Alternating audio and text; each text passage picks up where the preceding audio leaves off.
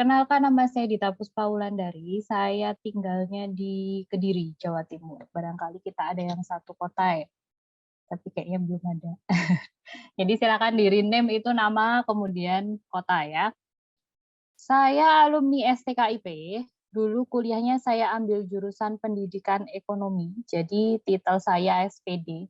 Ini nanti kalau adik-adik ambil jurusan pendidikan, apapun itu, entah ekonomi, bahasa Inggris, atau yang lain, nanti titelnya tetap SPD ya. Kecuali kalau yang murni, misalkan sarjana ekonomi, maka titelnya jadi SP. Oke, saya mulai berkarir dulu sejak awal tahun 2014 awal, saya mengajar di salah satu bimbingan belajar dan sebagai penulis seri buku psikotes, CPNS, dan juga UTBK. Sampai sekarang profesi saya masih sama, saya masih menekuni dua profesi itu. Sepertinya sudah cukup ya perkenalannya, nggak usah berlama-lama lagi, langsung aja saya share screen.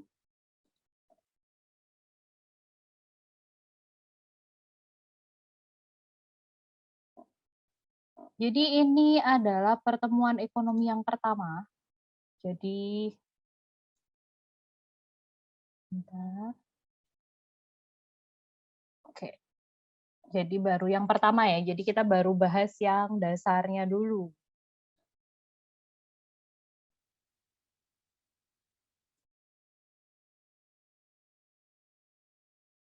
Sebelum kita masuk ke materi, jadi saya sampaikan dulu di sini ada materi ekonomi yang sering muncul di soal UTBK. Kadang kan adik-adik berpikir, apa saja sih yang harus saya pelajarin di UTBK? Nah, ini beberapa materinya. Apalagi ini anak-anak yang linjur ya, dari IPA ke IPS pasti masih asing banget. Ini sudah saya rangkumkan bab-babnya. Mulai yang pertama, itu ada konsep dasar ilmu ekonomi. Kemudian yang kedua ada mekanisme pasar. Di sini nanti kita belajar tentang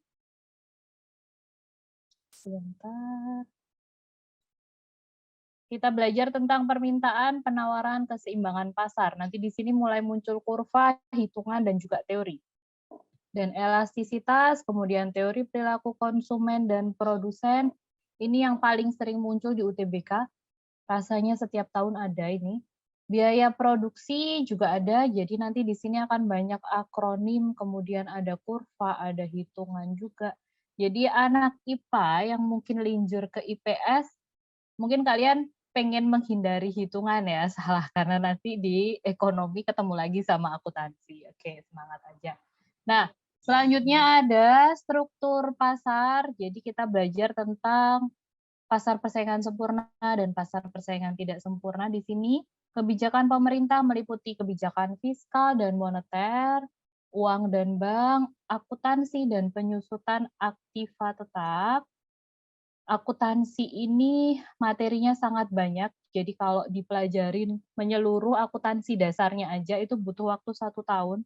Jadi nanti kita akan fokus ke materi yang sering keluar di UTBK akhir-akhir ini.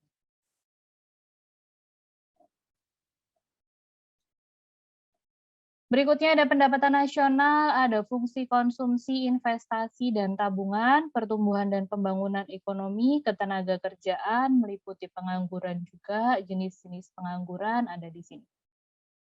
Berikutnya badan usaha dan koperasi, perekonomian terbuka, manajemen nih.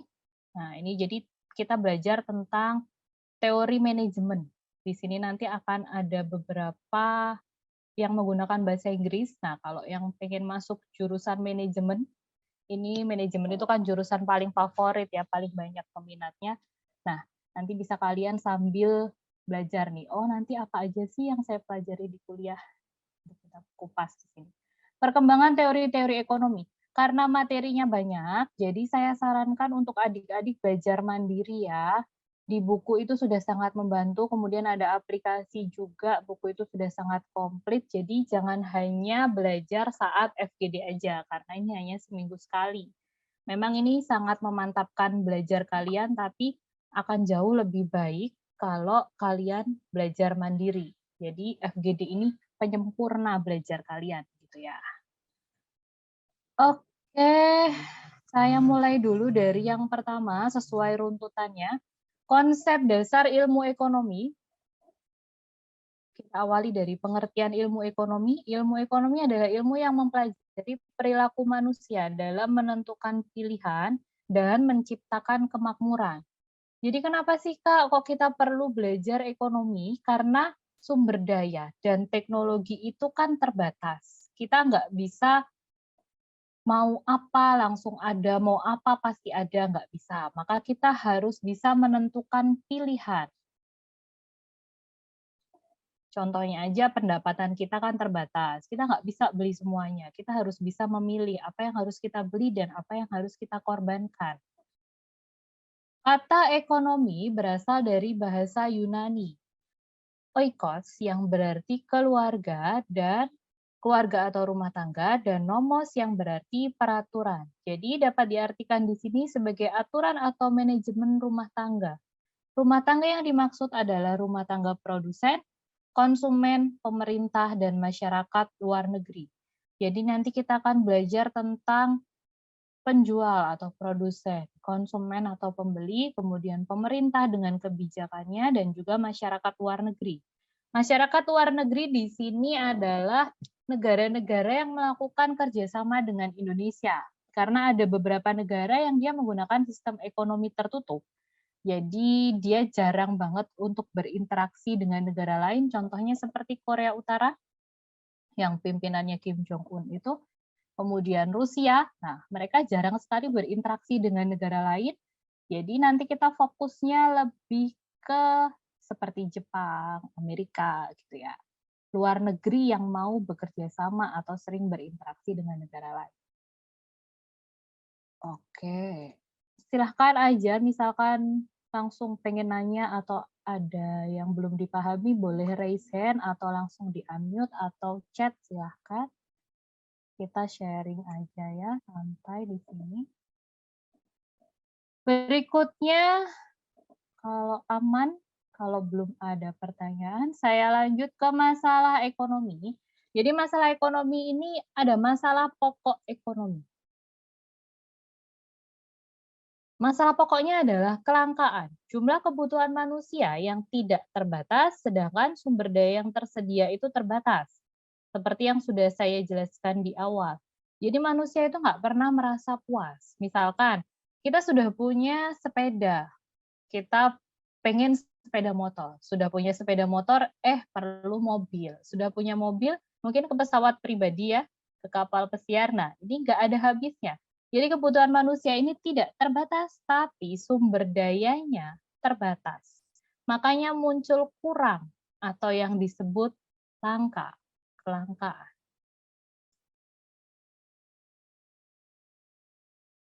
Karena keterbatasan ini, kita harus bisa menentukan pilihan. Kita nggak bisa memiliki semuanya. Harus ada yang kita pilih. Nah, otomatis akibatnya, kalau ada yang kita pilih, pasti ada yang tidak kita pilih. Itu disebut dengan opportunity cost, atau biaya pengorbanan atau biaya peluang. Setelah manusia menentukan pilihan, maka ada yang tidak dipilih. Yang tidak dipilih inilah yang disebut dengan biaya pengorbanan atau opportunity cost. Nah, nanti clue-nya atau jawabannya bisa kalian ingat-ingat. Soal ini beberapa kali muncul juga di UTBK. Jadi untuk menjawab soal opportunity cost, nanti kalian jawab yang tidak dipilih yang paling besar. Misalkan gini, contohnya nanti saat adik-adik lulus kuliah, adik-adik akan ditawarkan 3 profesi pekerjaan. Yang pertama sebagai pengacara dengan gaji kurang lebih 10 juta sebulan. Atau sebagai akuntan dengan gaji 3 juta sebulan. Atau sebagai pengusaha dengan untung kurang lebih 15 juta sebulan. Kalian pilih yang mana? Misalkan nih, pilih pengusaha 15 juta. Berarti yang tidak dipilih adalah 10 dan 3 juta. Berarti jawabannya yang 10 juta. Karena yang tidak dipilih yang paling besar. Gitu ya, itu kunci menjawabnya. Tipsnya.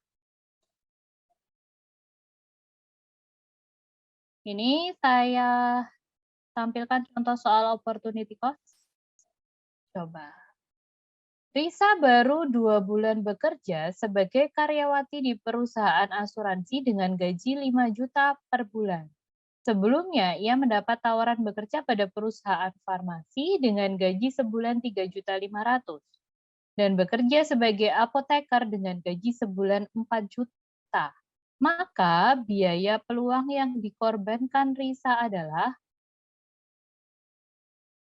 jadi dia baru 2 bulan bekerja, gajinya 5 juta. Sebelumnya ada tawaran dengan gaji 3,5 dan 4 juta. Berarti kan yang tidak dia pilih ini dan ini, 3,5 dan 4 juta. Jadi mana nih opportunity cost-nya? Coba silakan ada yang bantu menjawab mungkin. Apa jawabannya kira-kira? Oke, ada yang sudah jawab B, 7,5. Ada yang jawab 4 juta. Thank you. Kita tampilkan ya jawabannya berapa. Ternyata 4 juta. Yang jawab B, mohon maaf, jawabannya ternyata C. Kenapa sih Kak kok nggak dijumlah? Kan yang nggak dipilih dua-duanya. Jadi bukan masalah yang tidak dipilih dua-duanya ya. Tadi sudah saya kasih tips di sini. Yang tidak dipilih yang paling besar. Jadi antara 3,5 dan 4 juta ini yang lebih besar adalah yang 4 juta.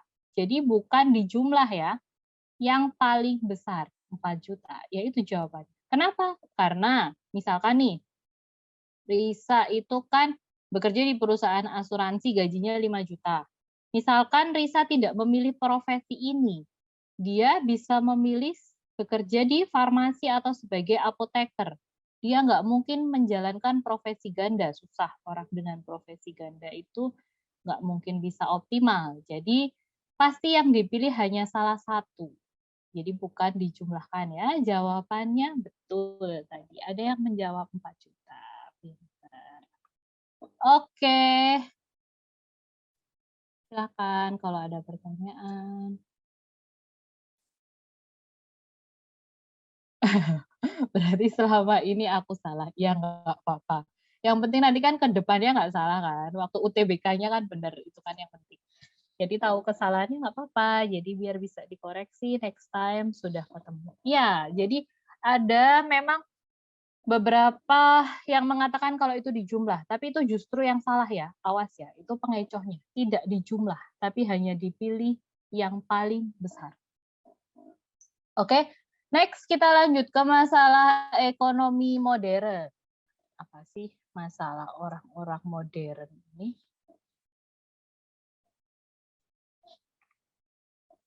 Ternyata kita bisa hafalkan dengan akronim ABU. ABU ini apa? Apa? Jenis barang yang akan diproduksi. Jadi gini loh, kalau kalian sebagai masyarakat modern, itu diharapkannya kalian bukan sebagai pekerja. Karena apa sih bedanya Indonesia dengan negara maju? Kalau di Indonesia, itu masyarakatnya masih banyak yang punya mindset seperti ini. Nanti kalau saya lulus kuliah, saya mau kerja di mana ya? Nah, di situ salah satu kesalahannya. Kalau di negara maju, itu mereka mindsetnya sudah beda. Nanti kalau saya lulus kuliah, saya mau bisnis apa?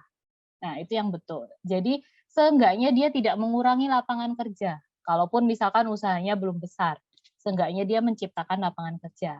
Tuh. Jadi, diharapkannya sebenarnya masyarakat modern itu jadi pengusaha, bukan bekerja. Nah, Bu, di sini apa jenis barang yang akan diproduksi? Itu masalah yang pertama. Ini kaitannya tentang produksi ya.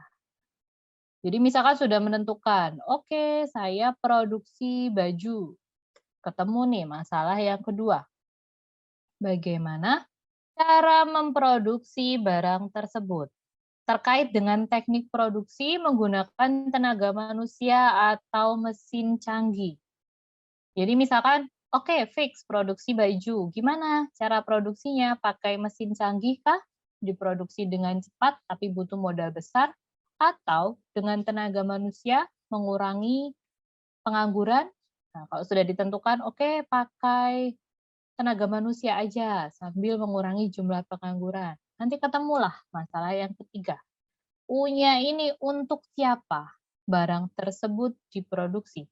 Kaitannya dengan target konsumen. Sebenarnya target konsumen ini cukup luas ya. Jadi misalkan yang pertama dari segmen pasar. Ada baju yang itu untuk kalangan menengah ke atas, misalkan baju-baju di butik, baju di distro. Nah, itu kan untuk kalangan menengah ke atas. Atau dari segi usia. Jadi baju untuk bayi kah atau untuk dewasa kah? Pokoknya kaitannya tentang target konsumen. Oke ya, semua masalah ekonomi modern ini tadi kaitannya dengan produksi, produksi, produksi.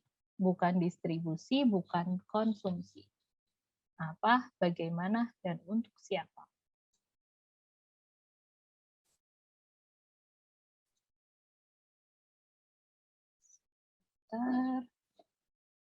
Contoh soalnya, oke. Pembangunan rumah susun atau rusun bertujuan untuk mengatasi permasalahan yang terkait dengan lahan untuk perumahan yang semakin menyempit dan mahalnya harga perumahan. Kegiatan tersebut menunjukkan adanya upaya pemecahan permasalahan pokok ekonomi modern, yaitu apa? Silahkan, ada yang mau coba menjawab lagi?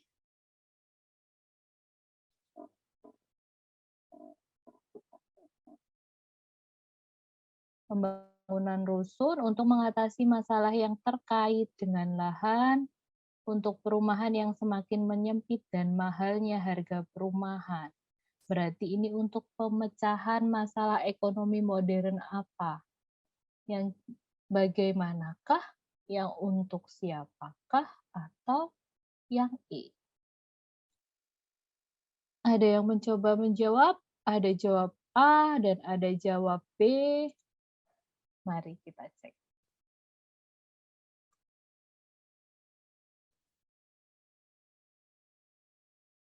Ternyata jawabannya yang E ya. Awas. Iya, betul. Yang terakhir jawab Nastiti Tias, ternyata jawabannya itu yang betul. Barang apa yang harus diproduksi? Ini kan terkait dengan apa yang harus diproduksi. Yang diproduksi adalah rumah susun. Ya oke, berarti menjawab masalah itu. Nggak ada kaitannya dengan teknik produksi dan nggak ada kaitannya dengan target konsumen. Awas ya, harus teliti. Jadi jawabannya adalah barang apa yang harus diproduksi? Rumah susun. Itu jawabannya. Oke, silahkan. Barangkali ada pertanyaan.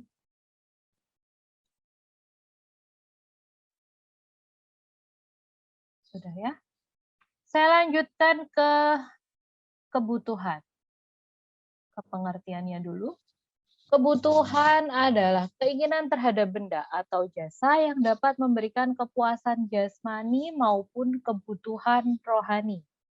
Itu pengertian kebutuhan. Macamnya ada banyak. Yang pertama, kebutuhan menurut tingkat intensitas. Tingkat intensitas itu tingkat kepentingan. Contohnya, kebutuhan primer, sekunder, dan tersier. Primer ini berarti yang paling penting. Dia harus dipenuhi. Kalau orang Jawa bilang sandang, pangan, papan. Makanan, pakaian, dan tempat tinggal. Pendidikan saya masukkan di sini ya, karena pendidikan itu masuk kebutuhan primer sekarang. Kemudian kalau kebutuhan primer sudah bisa dipenuhi, kita akan memenuhi kebutuhan sekunder. Contohnya almari, sepatu, meja, banyaklah kebutuhan sekunder ini. Intinya kebutuhan yang bisa dipenuhi setelah kebutuhan primer terpenuhi, tapi dia bukan barang mewah. Nah, ini semua kan bukan barang mewah. Kebutuhan tersier ini benda mewah, contohnya berlian dan mobil. Oke, mudah ya. Kebutuhan menurut sifat ada dua, jasmani dan rohani. Jasmani kita butuh apa sih? Butuh makan, butuh minum, pakaian. Loh Kak, pakaian masuk kemana sih? Tadi katanya primer, sekarang kok jasmani.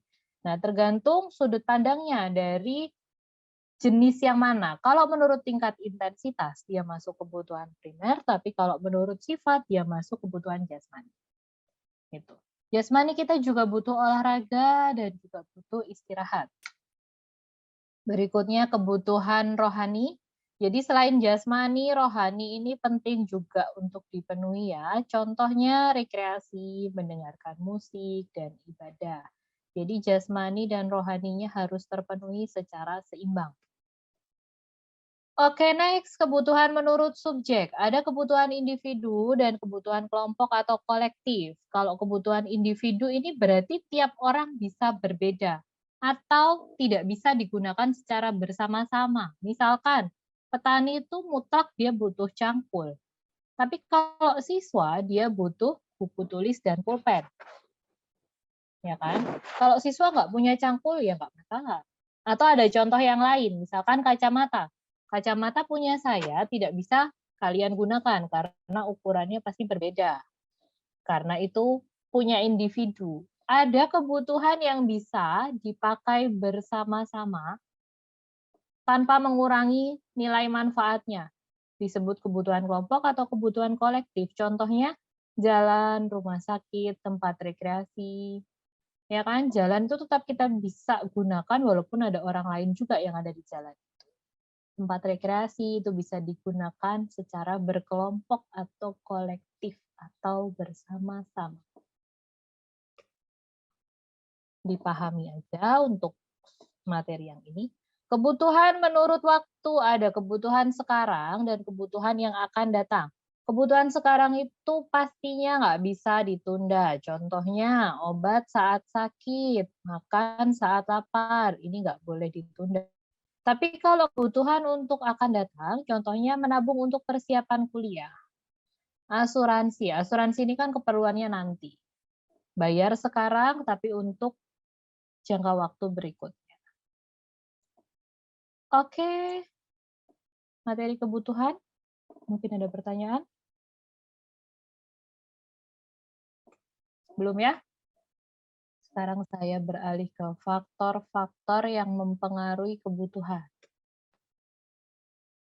Yang pertama, peradaban. Kebutuhan manusia pada zaman dahulu dan sekarang jelas berbeda. Tentunya ya, orang zaman dulu nggak butuh HP ya, karena HP belum ada. Atau awal-awalnya keluar HP, yang nggak punya HP nggak masalah. Kalau sekarang semua orang pasti butuh HP. Kemudian lingkungan, kebutuhan masyarakat yang tinggal di pesisir pantai berbeda dengan masyarakat yang tinggal di pegunungan. Oke, tentu. Masyarakat di pesisir pantai biasanya profesinya kan juga ngikutin. Jadi mereka butuh peralatan seperti jala, pancing. Nah, sedangkan yang tinggal di pegunungan nggak perlu itu. Di yang ketiga, adat istiadat.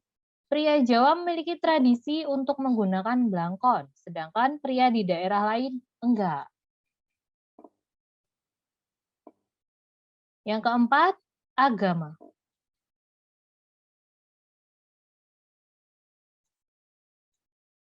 Penganut agama Islam butuhkan sajadah dan mukena untuk sholat dan dilarang mengkonsumsi daging babi. Sedangkan penganut agama Hindu membutuhkan sesajen dalam upacara keagamaan dan dilarang mengkonsumsi daging sapi karena sapi ini merupakan dewa ya. Jadi dihormati. Jadi nggak boleh dikonsumsi untuk umat Hindu. Maka kebutuhan tiap orang bisa berbeda dari 4 faktor ini. Oke, masih mudah, tapi silahkan kalau ada yang perlu kita bahas lebih detail. Saya lanjut dulu, kalau belum ada. Jadi jenis-jenis barang berdasarkan jumlahnya. Ada benda ekonomi. Benda ekonomi ini terbatas, untuk memperolehnya dibutuhkan pengorbanan. Contohnya air kemasan, pakaian, makanan. Pengorbanan di sini maksudnya uang. Atau ya butuh pengorbanan, misalkan kita perlu makan apel nih, kita mau apel, tapi nggak mau bayar, ya harus nanam di depan rumah, butuh pengorbanan juga kan. Jadi pengorbanan ini bisa dengan membayar atau pengorbanan untuk mendapatkannya. Benda bebas itu tidak terbatas jumlahnya dan free, gratis, cuma-cuma. Contohnya air di pegunungan, cahaya matahari, dan udara. Dengan situasi yang seperti sekarang ini kan kita dianjurkan untuk setiap pagi berjemur buat dapetin vitamin D-nya. Nah, itu bisa kita peroleh secara cuma-cuma karena jumlahnya melimpah, tidak terbatas dan gratis. Ada pernah soal yang muncul seperti ini? Apa contoh benda ekonomi yang berubah menjadi benda bebas? Ini, air di pegunungan. Itu benda bebas yang menjadi benda ekonomi. Air di pegunungan, kemudian diubah menjadi air kemasan. Jadi kita perlu bayar setelah dia berubah jadi air kemasan. Next, benda ilit. Jika jumlahnya berlebihan akan merugikan. Contohnya air dan api. Kalau air ini cukup buat mandi, buat minum, bermanfaat. Tapi kalau berlebihan, banjir. Sama seperti api juga gitu prinsipnya. Ini nanti akan saya share ke kakak admin ya. Nanti sama kakak admin akan dikirimkan ke grup. Jadi jangan khawatir untuk materinya. Sebenarnya sudah ada sih lengkap di buku juga. Tapi ini saya sajikan lebih ringkas. Ada yang bertanya, uang ilit nggak, Kak? Soalnya kalau berlebihan ketahuan KPK. Ilit kalau jumlahnya cukup menguntungkan gitu ya. Kalau berlebihan ketahuan KPK ya nggak masalah kalau berlebihan tapi uangnya sendiri ya kan. Tapi kalau berlebihan hasil dari korupsi itu ya Kak. Ada aja ini. Oke. Next ya.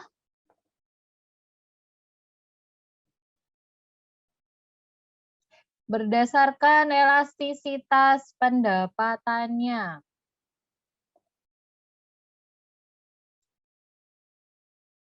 Ada benda inferior, jumlah permintaannya turun seiring dengan peningkatan pendapatan. Contohnya, jadi kan normalnya kalau kita pendapatannya meningkat, maka kita akan beli barang itu semakin banyak, gitu kan normalnya. Tapi tidak berlaku untuk benda inferior. Contohnya sandal jepit. Contohnya juga angkot. Misalkan nih, kita santai banget kemana-mana pakai sandal jepit, oke fine. Nah, nanti pada saat kita jadi menteri, ya nggak mungkin dong kemana-mana pakai sandal jepit. Jadi justru pada saat pendapatannya meningkat, kita mengurangi jumlahnya, jumlah pembeliannya. Berikutnya, barang normal, ketika pendapatan naik, kuantitas permintaan juga meningkat. Contohnya, baju, sepatu, tas. Biasanya kan gitu kan, di keranjang itu salah satu aplikasi komersil. Nah, itu biasanya keranjangnya udah banyak tuh. Nah, kalau pendapatannya naik, tinggal di check out kan. Berarti pada saat pendapatan naik, kuantitas permintaan juga meningkat. Berikutnya, benda superior atau barang mewah, contohnya berlian dan mobil. Jadi super. Super itu mewah. Contohnya berlian dan mobil. Sebentar, ada yang bertanya.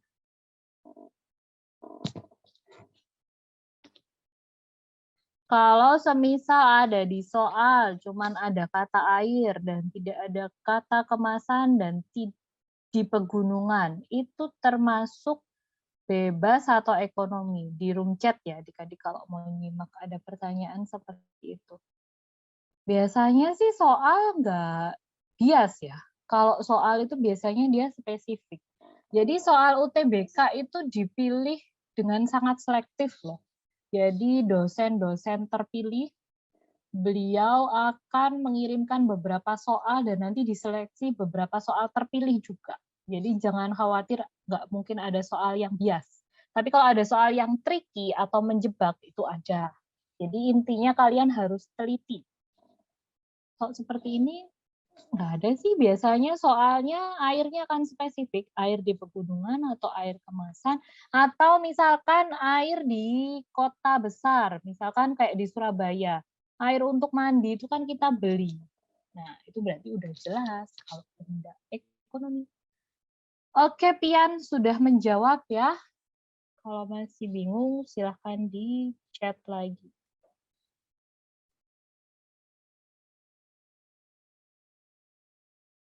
Next, berdasarkan penggunaannya ada barang produksi, contohnya bahan baku, mesin, dan kendaraan. Jadi ada benda yang masih digunakan untuk proses membuat benda berikutnya atau untuk proses produksi. Contohnya bahan baku, mesin, dan kendaraan. Kalau barang konsumsi, contohnya bisa langsung digunakan, pakaian, jam tangan, kosmetik, itu bisa langsung dimanfaatkan. Oke, kalau belum ada pertanyaan, saya next dulu ya.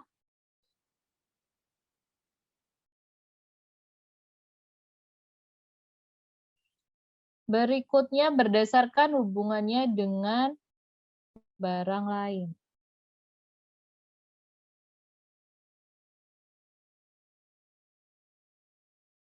Bentar, saya kecilkan tabelnya.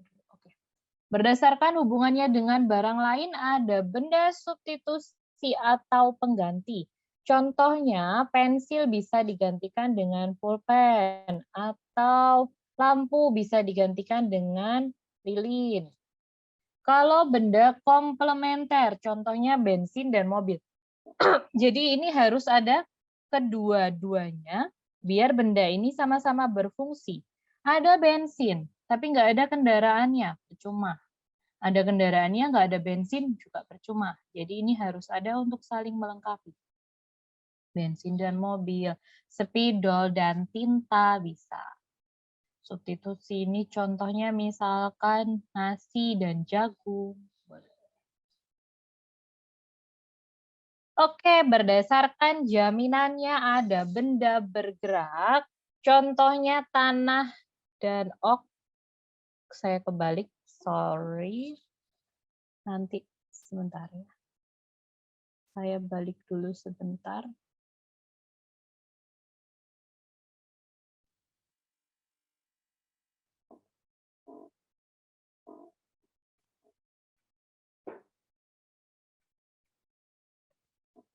Ini untuk contoh benda tetap.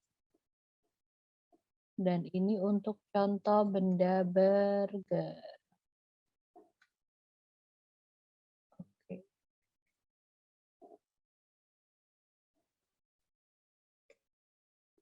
Nah, berdasarkan jaminannya benda tetap contohnya tanah dan rumah.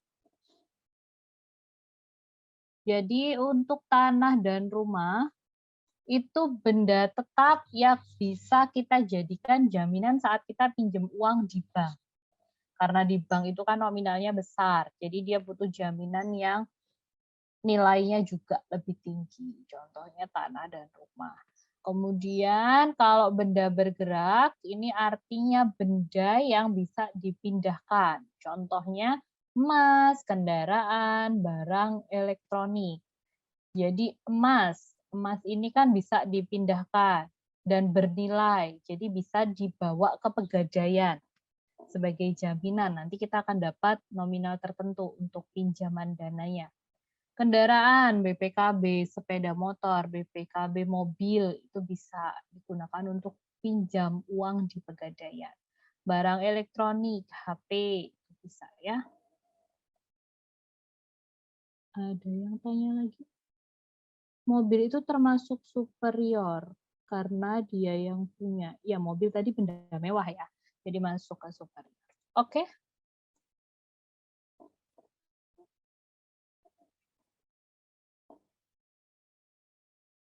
Berdasarkan proses pembuatannya, ada capital good.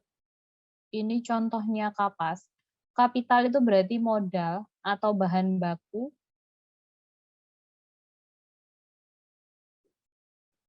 Bahan baku di sini contohnya kapas. Kalau intermediate good atau barang antara, barang setengah jadi, contohnya benang, kain. Kalau final good atau barang akhir atau barang jadi, contohnya pakai. Oke, silahkan jika ada pertanyaan. Belum ya? Saya lanjut ke nilai guna barang. Jadi nilai guna barang itu ada 6. Kita pelajari dari yang pertama dulu ya.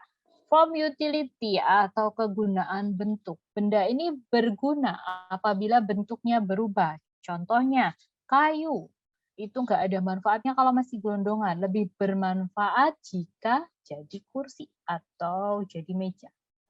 Time utility, kegunaan waktu. Contohnya jas hujan itu hanya dipakai saat hujan. Ownership utility, kegunaan hak milik. Contohnya, sepeda motor yang ada di dealer itu kan cuma dipajang aja, banyak seperti itu nggak bermanfaat. Baru bermanfaat setelah dibeli oleh konsumen. Atau boleh baju di toko baju. Itu juga cuma dipajang aja. Next, place utility, kegunaan tempat. Contohnya, pasir di sungai dipindahkan ke kota untuk bahan bangunan. Jadi pasir ini kan ada di sungai nih, ya nggak ada manfaatnya, karena cuma di sungai aja. Setelah diambil dibawa ke kota, baru bermanfaat untuk bahan bangunan.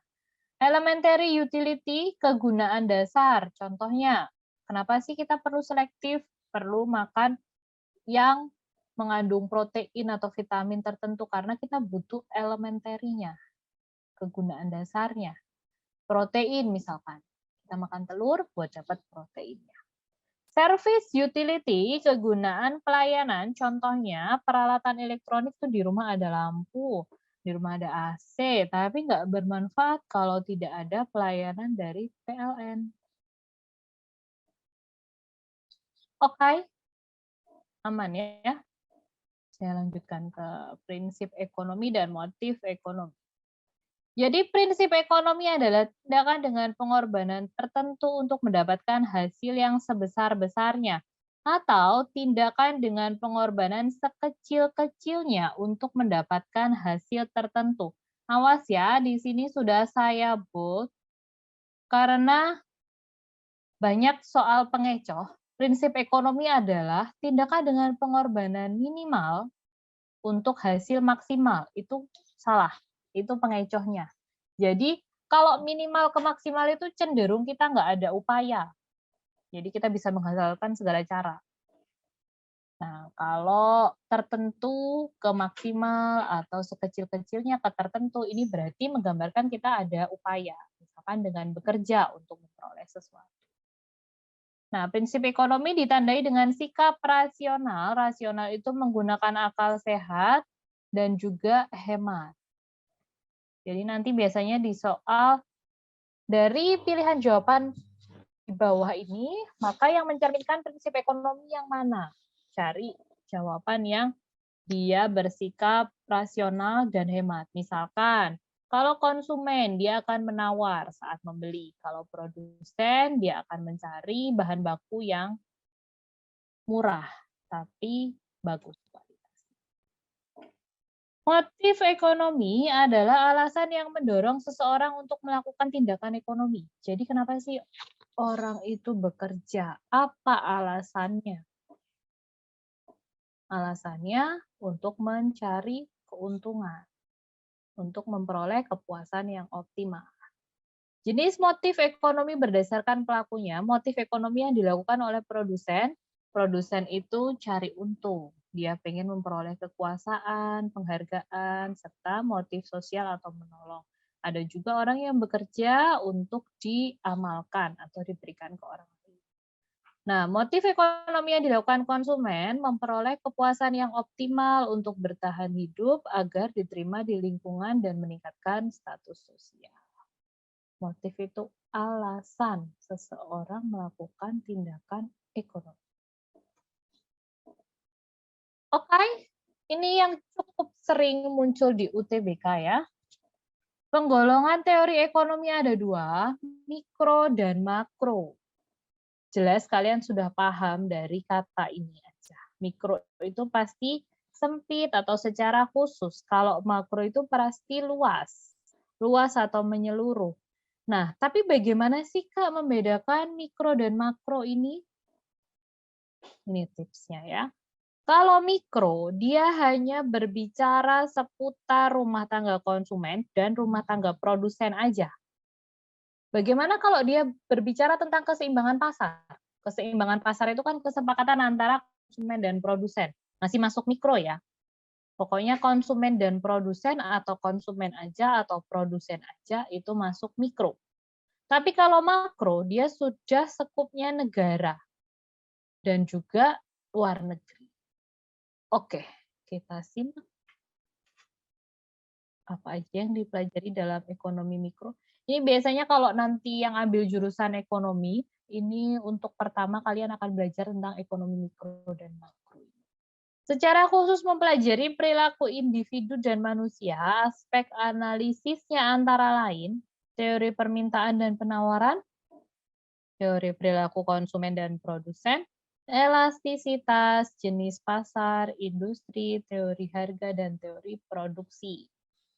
Nah, ekonomi makro ini tadi yang kaitannya tentang rumah tangga negara atau pemerintah dan luar negeri. Dia membicarakan tentang pendapatan nasional. Pendapatan nasional ini kan pendapatan seluruh warga negara di suatu negara. Neraca pembayaran, ini catatan pemasukan dan pengeluaran negara yang kaitannya dengan negara lain. Misalkan ekspor impor.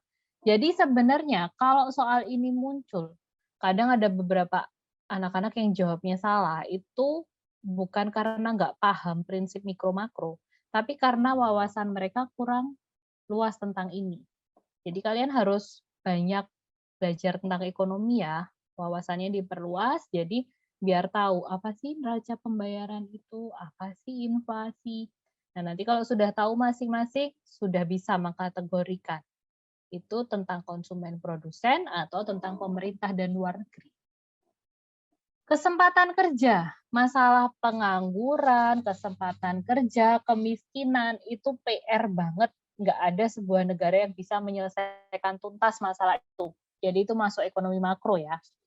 Inflasi, inflasi itu peningkatan harga terus-menerus. Investasi ini juga bisa berkaitan dengan luar negeri, pemerintah juga pasti terlibat, maka masuknya makro. Oke, sistem ekonomi adalah cara suatu bangsa atau masyarakat dan pemerintah dalam mengatur kehidupan perekonomiannya. Cara dalam hal ini adalah usaha untuk mengatasi masalah ekonomi modern, apa, bagaimana, dan untuk siapa. Yang pertama, sistem ekonomi tradisional. Ciri-cirinya, kalau tradisional berarti barter kegiatan ekonomi berdasarkan kebiasaan. Jadi tradisional ini dulu waktu belum ada uang, masyarakatnya masih bertransaksi dengan tukar-menukar barang. Nah, sekarang sistem ekonomi ini kan skupnya negara ya, cara suatu bangsa, cara suatu negara. Jadi sudah nggak ada sih suatu negara yang masih pakai barter semua, adanya hanya di wilayah tertentu. Kalau wilayah tertentu itu bukan sistem ekonomi, karena ini kita bicara masalah negara. Kebaikannya, kalau zaman dulu, itu pasti aman dan damai. Orang nggak ada yang punya keinginan berlebih ya, atau keinginan menyingkirkan pesaing itu nggak ada. Kelemahannya, kegiatan ekonomi dilakukan hanya untuk memenuhi kebutuhan dasar, bukan untuk meningkatkan kemakmuran. Asal hidup aja udah alhamdulillah sistem ekonomi tradisional. Kemudian semua negara ini akan bertransformasi ke dalam 3 sistem ekonomi. Mereka akan milih. Ada yang memilih untuk menjadi sistem ekonomi komando, terpusat atau terpimpin.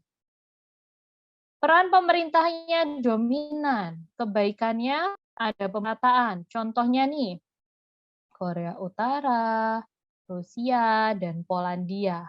Jadi yang paling gampang kalian bayangkan kan Korea Utara ya. Jadi Korea Utara dan Korea Selatan itu begitu berbeda. Kalian mengamati juga bagaimana di Korea Utara itu. Karena pemerintahannya begitu dominan, maka pemerintahnya akan mengatur perekonomian sebaik-baiknya. Jadi nggak ada orang yang sangat kaya dan nggak ada orang yang sangat miskin, karena pemerintahannya mengatur. Tapi kelemahannya tidak ada hak milik perseorangan. Misalkan nih, kita tinggal di Korea Utara, kemudian saya mau izin usaha untuk bikin coffee shop atau butik, itu nggak bisa ya, karena semua kepemilikan usaha adalah milik pemerintah. Jadi masyarakatnya tidak berkembang. Oke, sistem ekonomi pasar bebas atau terbuka. Ciri-cirinya, dominan peran masyarakat atau swasta. Kebaikannya, terdapat hak milik individu dan masyarakatnya kreatif. Contohnya, lawannya Korea Utara, Korea Selatan. Jadi kenapa Korea Utara dan Selatan itu selalu bertentangan? Karena sistem ekonominya berbeda. Mereka punya prinsip masing-masing. Amerika Serikat, Jepang, Inggris, dan Perancis. Jadi masyarakat atau swastanya bebas ya, benar-benar bebas, benar-benar terbuka. Kebaikannya terdapat hak milik individu. Kita mau menciptakan lapangan usaha di sana bisa. Masyarakatnya kreatif. Kelemahannya monopoli dan tidak ada pemerataan.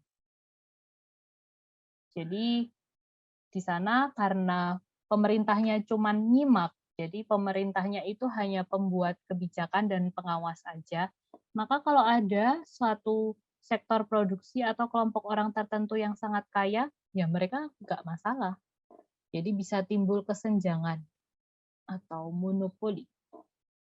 Nah, yang terakhir, ada beberapa negara yang memilih untuk menggunakan sistem demokrasi ekonomi. Ini bisa juga disebut dengan sistem ekonomi campuran. Contohnya, kita, Indonesia, Malaysia, India, dan Filipina. Peran pemerintah dan masyarakat seimbang. Jadi kalau misalkan di Indonesia nih, ada kan di undang-undangnya, jadi faktor produksi atau sektor produksi yang menyangkut hajat hidup orang banyak seperti BBM, air, Pertamina, PDAM, PLN itu dikuasai dan dikelola oleh negara, digunakan sepenuhnya untuk kemakmuran rakyat. Nah, sedangkan sektor yang lain boleh dikelola oleh masyarakat. Kita boleh kan melakukan bisnis di Indonesia, nah, berarti pemerintah punya porsi, masyarakat punya porsi. Kebaikannya terdapat hak milik individu. Di Indonesia kita boleh punya rumah, punya kendaraan, punya bisnis, kita boleh. Tapi ada kelemahannya, free fight liberalisme. Kebebasan yang tak terkendali sehingga memungkinkan eksploitasi kaum ekonomi lemah. Memungkinkan eksploitasi kaum ekonomi lemah. Jadi kenapa tiap hari buruh masih ada demonstrasi? Nah, ini salah satu wujud free fight liberalisme. Jadi pekerja itu masih banyak dieksploitasi. Kemudian etatisme, pemerintah mematikan potensi swasta. Jadi secara nggak langsung, karena PLN itu sangat bagus, manajemennya bagus, teknologinya bagus, modalnya besar. Nah, secara otomatis kita nggak bisa mengelola sektor yang sama seperti itu. Misalkan aja Pertamina nih, Pertamina ada di beberapa kota ada saingannya, namanya Shell atau mobil itu, mobil. Nah, itu kan jualan BBM juga, tapi dia nggak bisa sejaya PT Pertamina karena ada etatisme di sini. Next-nya monopoli, pemusatan kekuasaan pada satu kelompok. Jadi kalau kalian amati nih, yang suka pesualayan, itu ada PT-PT tertentu atau perusahaan tertentu yang produknya banyak banget. Nah, dia jadi sangat berkuasa di perekonomian, tapi nggak ada batasan. Sama pemerintah ya diperbolehkan-perbolehkan aja. Jadi bisa timbul monopoli tadi, pemusatan kekuasaan pada satu kelompok. Silahkan kalau ada pertanyaan. Masih ada beberapa menit. Belum ada ya. Berikutnya jenis kegiatan ekonomi. Kalau mau tanya tentang seleksi SNMPTN boleh loh. Atau UTBK juga boleh. Kalau masih dalam kapasitas saya akan saya bantu jawab. Ini sudah pengumuman eligible kan? Jadi sekolah dengan akreditasi A itu 40% siswanya bisa ikut seleksi SNMPTN. Yang nggak masuk eligible, nggak usah sedih, kalian masih punya banyak kesempatan di UTBK dan juga Mandiri. Nah, yang keterima eligible pun nggak boleh terlalu santuy ya, karena itu kuotanya hanya minimal 20% dari masing-masing prodi. Jadi nggak ada salahnya kalian sudah persiapan UTBK dari sekarang, karena ya itu tadi, kuotanya sangat minim, Ya kalau ternyata keterima di SNMPTN ya sudah alhamdulillah. Tapi kalau ternyata misalkan belum rezekinya kan kalian sudah sedia payung sebelum hujan. Jadi tetap SNMPTN diikutin, UTBK dipersiapkan. Kalau mau tanya tentang jurusan atau sistem seleksinya silahkan kita sharing-sharing. Berikutnya jenis kegiatan ekonomi ada kegiatan produksi. Produksi adalah aktivitas yang dapat menghasilkan atau menambah nilai barang maupun jasa. Contohnya pabrik-pabrik ya biasanya. Pabrik roti, pabrik pakaian, pabrik mainan. Kalau home industry Kak, masuk. Pokoknya aktivitas menghasilkan atau menambah nilai barang atau jasa itu disebut produksi. Walaupun sektornya kecil. Berikutnya distribusi. Kegiatan distribusi adalah kegiatan menyalurkan barang atau jasa dari produsen ke konsumen. Contohnya, distributor beras, agen surat kabar, dan lain-lain. Jadi penyalur dari pedagang besar ke retailer, pengajar pedagang kecil atau eceran. Next, konsumsi. Kegiatan konsumsi adalah aktivitas penggunaan atau memakai barang atau jasa yang dihasilkan oleh produsen. Konsumsi ini contohnya membeli makanan dan minuman, menggunakan pakaian, membaca koran. Jadi konsumsi itu tidak harus makan ya, menggunakan itu juga konsumsi. Karena nilai barang atau jasanya akan berkurang. Oke, mudah ini produksi, distribusi, dan konsumsi. Silakan, sudah selesai share screen saya. Waktunya tinggal sedikit. Tadinya kalau masih ada waktu saya mau sharing tentang info PTN, tapi sudah habis ya waktu kita terbatas, jadi saya stop share dulu. Palingan saya share ini aja untuk penyemangat adik-adik. Masih ada beberapa menit.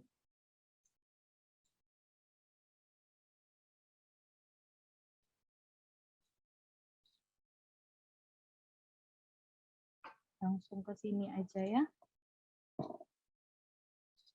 Tahapan pendaftaran UTBK SBMPTN 2022.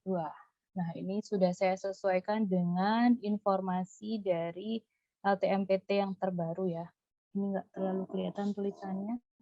Jadi pertama registrasi akunnya dulu. Kemudian login. Kalau sudah registrasi pakai akun SNMPTN gimana Kak? Ya berarti sudah cukup. Makanya kenapa SNMPTN itu kalian nggak boleh asal memilih. Yang tahun kemarin tuh ada siswa, kasusnya lucu. Jadi dia itu asal lulus saja, pengen SNMPTN lulus. Jadi dia milih sastra Perancis. Ternyata lulus beneran. Dan bingung terus mau ngapain. Akhirnya nggak diambil. Padahal kalau SNMPTN keterima, sekarang kan nggak boleh ikut UTBK.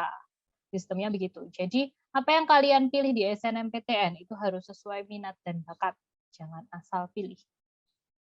Kemudian login, kemudian memilih menu verifikasi dan validasi data, kemudian memilih menu pendaftaran di UTBK SBMPTN. Di sini melengkapi biodata, memilih prodinya. Nah, prodi di sini hati-hati ya, kalian harus memilih sesuai kemampuan kalian. Bisa dites salah satunya melalui aplikasi. Untuk yang gap year, ada pertanyaan. Untuk yang gap year berarti buat akun lagi ya? Iya, betul. Untuk yang gap year berarti bikin akun baru. Karena kan sudah beda seleksi. Ini sudah tahun 2022. Ya, jadi UTBK itu boleh diikutin selama 3 kali ya. Jadi misalkan tahun ini belum rezeki, masih bisa di tahun depan belum rezeki, masih bisa di next periode. Tapi ya semoga tahun ini rezeki kalian semua. Nah, berikutnya membayar di bank menggunakan slip pembayaran harus dilakukan paling lambat 1 kali 24 jam. Jadi kalau sudah daftar, hati-hati ya, kalau sudah daftar 1 kali 24 jam harus segera dibayar. Jadi kalau belum siap bayar, mending nggak usah daftar dulu. Cuman kalau kalian daftarnya terlalu akhir, itu ada resikonya, kalian terbatas memilih tempat tesnya. Karena nanti biasanya udah dipilih yang, misalkan nih kalau di Jawa Timur, yang laris itu daerah Malang sama Surabaya. Nah, kalau daftar di belakang-belakang biasanya udah susah cari di 2 lokasi itu. Jadi jangan terlalu belakang daftarnya.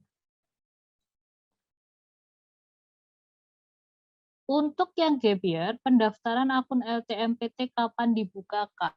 Coba disimak di infonya LTMPT ya. Jadi kalian rajin-rajin akses ke websitenya LTMPT untuk nyimak informasi terbaru. Kalau sekarang ini kan belum ke UTBK. Jadi sekarang ini masih seleksi SNMPTN. Jadi sabar dulu aja. Nanti websitenya akan update. Jadi kalian cek di website situ.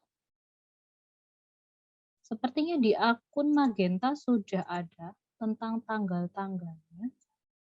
Kalian follow juga IG-nya Magenta ya. Kemarin saya cek di situ sudah ada. Nah, ini nih. Ini. Ya udah nanti saya share aja ini ya, PPT-nya walaupun nggak saya jelaskan detail semuanya, nanti saya share aja. Ini juga Magenta juga upload di IG. Jadi nah, pembuatan akun LTMPT 14 Februari sampai 17 Maret. 14 Februari Valentine ya. Sosialisasi UTBK, SBMPTN 1 Desember sampai 15 April. Pendaftarannya 23 Maret sampai 15 April. Nah, ini nanti di-share kok.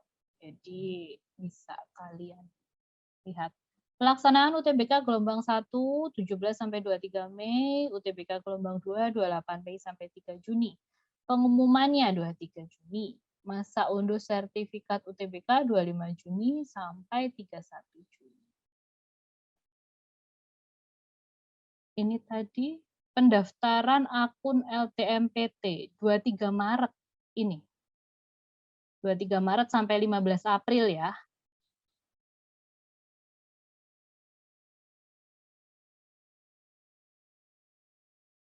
Akun buat gap year. Iya, jadi ikut di sini, bareng di sini. Bareng sama yang lain.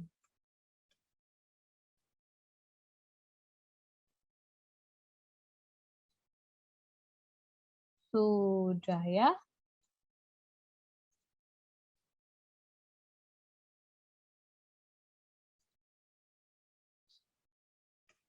Sedikit saya titip pesan buat kalian. Jadi ini ada quotes, masa depan adalah milik mereka yang menyiapkan hari ini.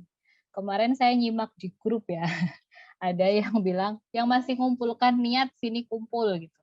Nah, jangan terus-terus mengumpulkan niat. Udah waktunya memulai, waktunya belajar. Jangan di besok-besok-besok ya. Karena penyesalan itu di belakang. Kalau di depan namanya pendaftaran. Jadi segera bertaubat sekarang, segera belajar sekarang, jangan ditunda-tunda. Jadi fokusnya apa sih sekarang? Dapat PTN.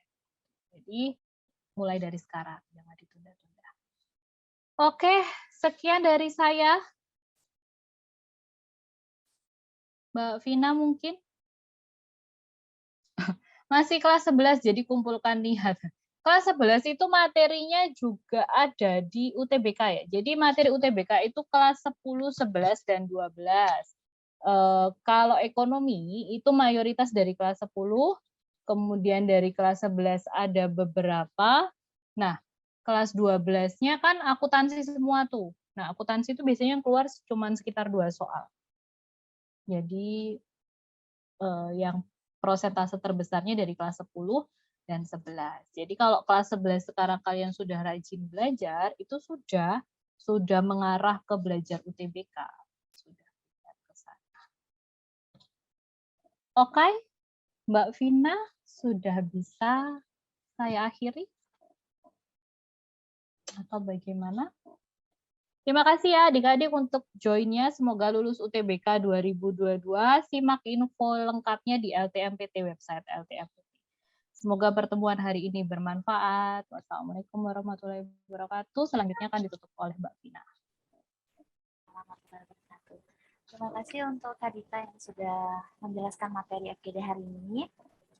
Nah, terima kasih juga untuk kakak-kakak yang sudah hadir di FGD hari ini. Tetap semangat untuk belajarnya, karena waktu sudah sedikit lagi ya UTBK-nya. Oke, sampai bertemu di pertemuan selanjutnya ya. Wassalamualaikum warahmatullahi wabarakatuh. Waalaikumsalam warahmatullahi.